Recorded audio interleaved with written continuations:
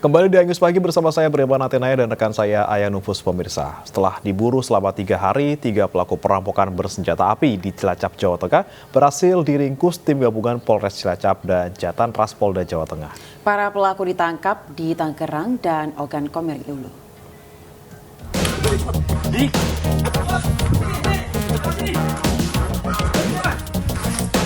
Satu persatu, pelaku perampokan sadis bersenjata api ini diringkus polisi. Sugiono ditangkap di Ogan Komering Ulu, Sumatera Selatan. Setelah menangkap Sugiono, polisi juga memburu pelaku lain bernama Iwan. Dibekuknya kedua pelaku ini buntut dari penangkapan pelaku bernama Bawang di Tangerang, Banten.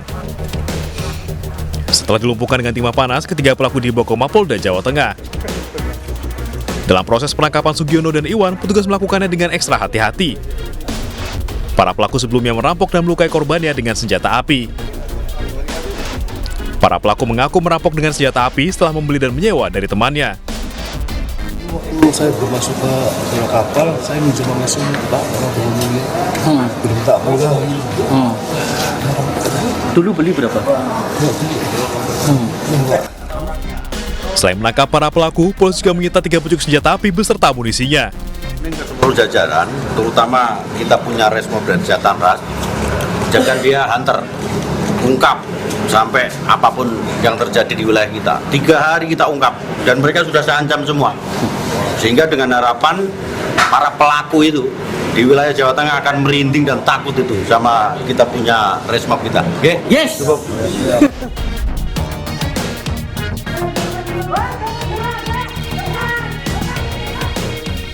Sebelumnya, perampokan sadis terjadi di Cilacap, Jawa Tengah. Para pelaku menggasak uang tunai 100 juta rupiah milik agen bank plat merah. Aksi nekat di siang bolong ini terekam kamera warga.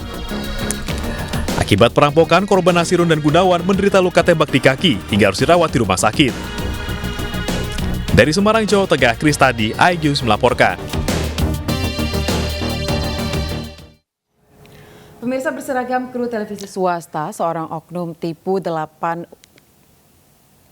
Ya, pemirsa, kita ke informasi berikutnya. Berseragam kru televisi swasta, seorang oknum menipu 8 warga dan menggasak 2 unit ponsel warga Jati Jajar, Tapos, Kota Depok, Jawa Barat. Korban pun melaporkan pelaku ke pihak kepolisian.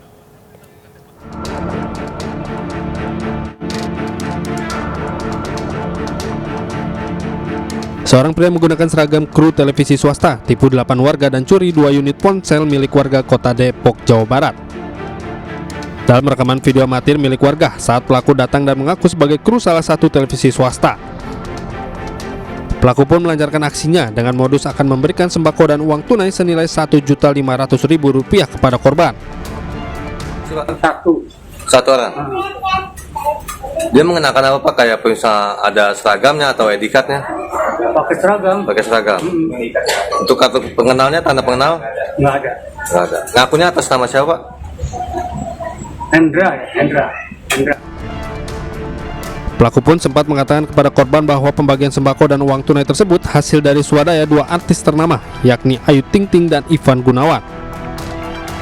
Atas peristiwa tersebut, korban pun telah melaporkan kepada pihak kepolisian Polsek Tebet, Jakarta Selatan dan Polsek Cimanggis, Kota Depok.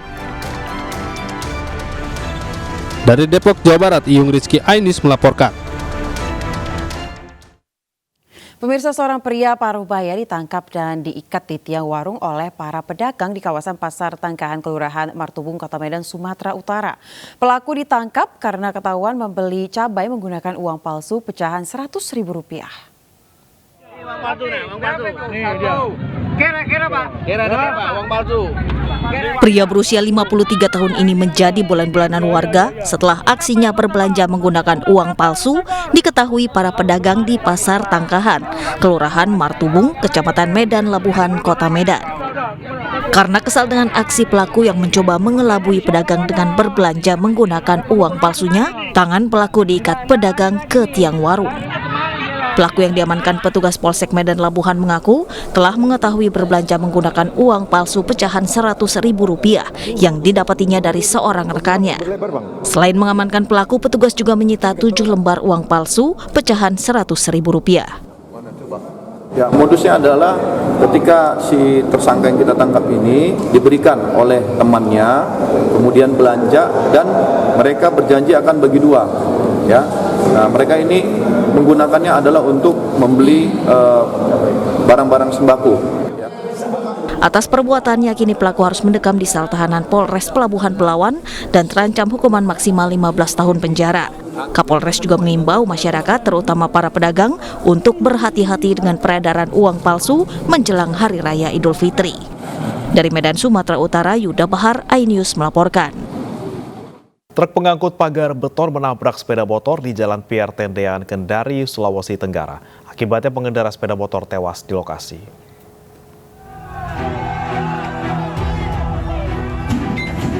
Warga berusaha menarik truk pengangkut pagar beton yang terguling usai menabrak sepeda motor di Jalan Pier Tendean, Kendari, Sulawesi Tenggara, Minggu sore. Akibat kecelakaan ini, pengendara motor tewas tertindih badan truk. Petugas kepolisian Satlantas Polresta Kendari yang tiba di lokasi langsung melakukan olah tempat kejadian perkara dan memeriksa beberapa saksi yang ada di lokasi. Diduga mobil truk tersebut hilang kendali, berusaha menghindari kendaraannya merubah arah. Jadi sehingga mobil oleng ke kiri dan masuk di lorong lapas. Bersamaan pula bergerak dari arah lapas sepeda motor DT 6096XX M3 yang belum kami ketahui identitas pengendaranya, yang jenis kelamin perempuan, yang terjadi sehingga terjadi kecelakaan di. Truk dan sepeda motor yang terlibat kecelakaan diamankan ke pos unit Laka Lantas Polresta Kendari. Pengemudi truk ini masih dalam pemeriksaan. Dari Kendari, Sulawesi Tenggara, Febriono, iNews melaporkan. Pemirsa, sebuah mobil di Sleman, Yogyakarta menjadi sasaran amuk massa usai menabrak pakar warga dan kabur. Tak hanya merusak mobil, massa juga menganiaya pengemudi dan penumpangnya.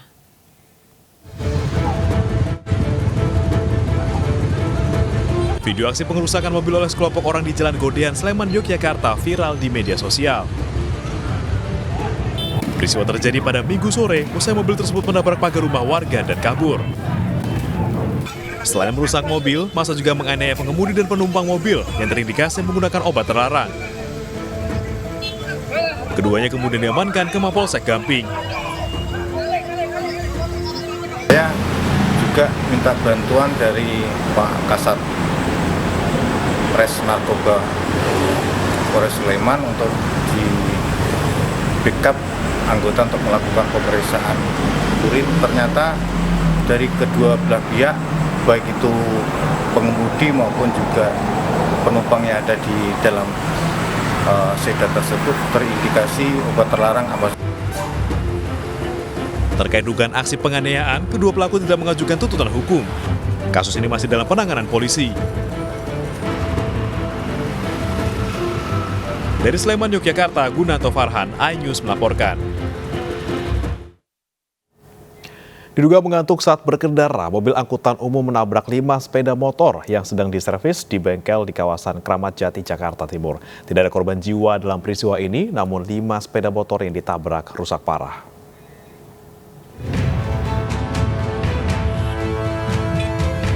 Kecelakaan lalu lintas terjadi di Jalan Raya Bogor, Kramat Jati, Jakarta Timur, Minggu siang. Mobil angkutan umum jurusan Kampung Melayu Gandaria menabrak 5 motor yang tengah diservis di bengkel. Peristiwa berawal ketika mobil angkutan umum jurusan Kampung Melayu Gandaria melaju dari arah Pasar Rebo menuju Cililitan dalam kecepatan tinggi. Namun sopir yang diduga mengantuk saat berkendara kemudian hilang kendali hingga akhirnya terjadilah kecelakaan tersebut. 5 sepeda motor rusak parah akibat ditabrak mobil, hingga 1 dari 5 motor masuk ke dalam kolong mobil. Warga sekitar yang melihat kejadian ini langsung berupaya mengangkat motor yang berada di kolong mobil. Itu kebut dia, kencang.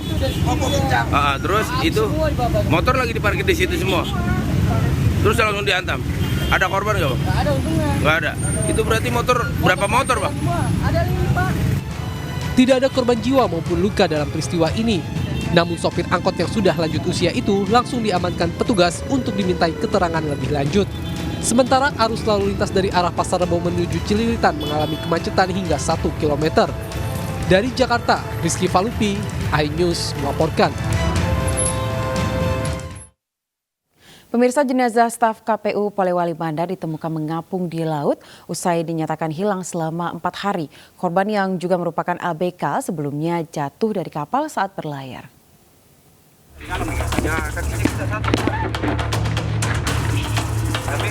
Tim SAR gabungan mengevakuasi jenazah Sun Rewang 52 tahun ke atas perahu karet Basarnas. Korban ditemukan sekitar 500 meter di luar Pulau Karamasang, Kecamatan Binuang, Polewali Mandar, Sulawesi Barat pada Minggu sore. Korban sebelumnya dinyatakan hilang selama 4 hari usai terjatuh dari atas kapal bagang penangkap ikan. Korban merupakan salah satu ABK di kapal tersebut yang juga bekerja sebagai staf keamanan di KPU Polewali Mandar. Untuk personil pencarian dibantu oleh 3 alut dari perahu Basarnas, perahu BPBD, dan perahu dari Polairut.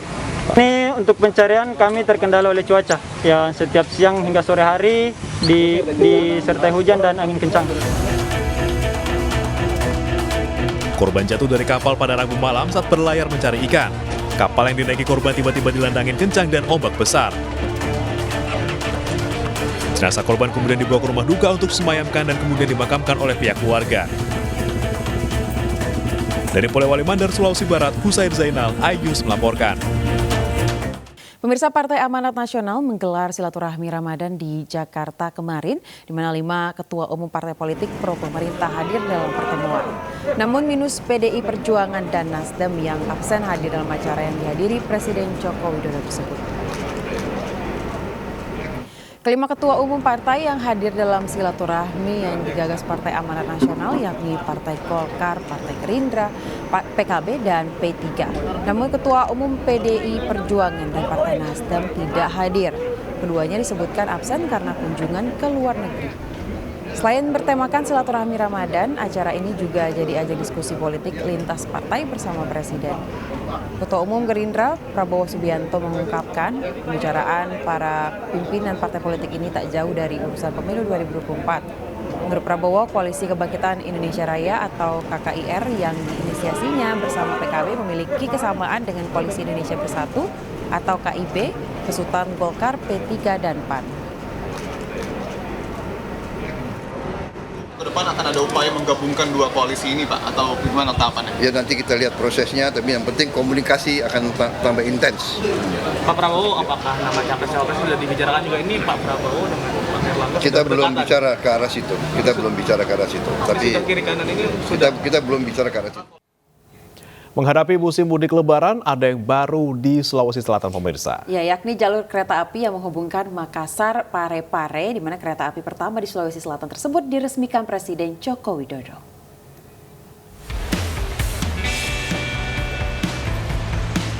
Peresmian jalur kereta api Makassar Parepare ini berlangsung di depo kereta api Maros, Sulawesi Selatan pada Rabu lalu. Presiden Jokowi bersama sejumlah Menteri Kabinet Indonesia Bersatu serta Gubernur Sulawesi Selatan Andi Sudirman Sulaiman menandai momen bersejarah ini. Proyek kereta api Makassar Parepare ini bagian dari pembangunan jalur kereta api pertama di Sulawesi Selatan yang nantinya akan terhubung hingga ke Manado, Sulawesi Utara. Dan dengan mengucap Bismillahirrahmanirrahim, pada siang hari ini saya resmikan pengoperasian jalur kereta api Makassar Parepare antar Maros Baru dan depo kereta api Maros. Dalam tahap awal ini rencananya jalur Makassar Parepare membentang sepanjang 145 km. Namun saat ini yang siap beroperasi baru sepanjang 80 km. Mulai dari stasiun Maros hingga stasiun Garongkong di Kabupaten Baru, Sulawesi Selatan. Gubernur Sulawesi Selatan Andi Sudirman Sulaiman menyambut baik hadirnya kereta api yang akan memudahkan mobilitas masyarakat. Apalagi kereta api ini dihubungkan dengan shuttle bus bandara. Paling penting Bapak Presiden banyak sekali dilewati wisata-wisata. Satu diantaranya paling kita kenal sekarang yang masuk nominasi UNESCO tahun lalu adalah Ramang-Ramang Kars Ramang-Ramang Global Geopark yang ditetapkan oleh UNESCO. Dan ini banyak sekali turis yang datang dan kebetulan terminal ini adalah di tempat Ramang-Ramang terkoneksi. Setelah diresmikan, Presiden Jokowi langsung mencoba jalur kereta api dari depo kereta api Maros hingga ke stasiun Ramang-Ramang. Diharapkan kereta api ini nantinya bisa menjadi pilihan utama transportasi warga Sulawesi dan dapat meningkatkan ekonomi masyarakat. Dari Maros, Sulawesi Selatan, Wahyu Ruslan, iNews melaporkan. Presiden Joko Widodo memuji Chairman MNC Group Heri Tanusudibyo saat meresmikan kawasan ekonomi khusus Kek Lido di Bogor, Jawa Barat. HT dinilai sebagai sosok jeli dan tajam karena memilih kawasan strategis sebagai pusat ekonomi dan pariwisata baru tanah air. Presiden Joko Widodo mengungkapkan rasa senang dan bahagianya saat meresmikan KEK MNC Lido City di Bogor, Jawa Barat. Bahkan Jokowi memuji Chairman MNC Group Heri Tanusudibyo.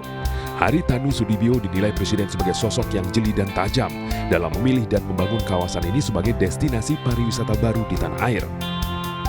Tol Jagorawi, kemudian sambung dengan tol Bocimi, dimanfaatkan betul oleh Pak Haritanu untuk kawasan ekonomi khusus Lido.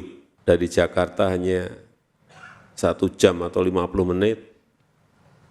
Kemudian kalau kita lihat tadi, nengok ke sana ada Gunung Pangrango, nengok ke sana ada Gunung Gede, ada Gunung Salak, sulit mencari lokasi seperti di Lido ini. Dan saya melihat Pak Haritanu tajam banget. Dengan tujuan tentunya untuk menjadi KEK pariwisata dan juga arahnya ke pendidikan. Kami ingin membangun sesuatu yang bisa menjadi kebanggaan nasional di dunia internasional tentunya.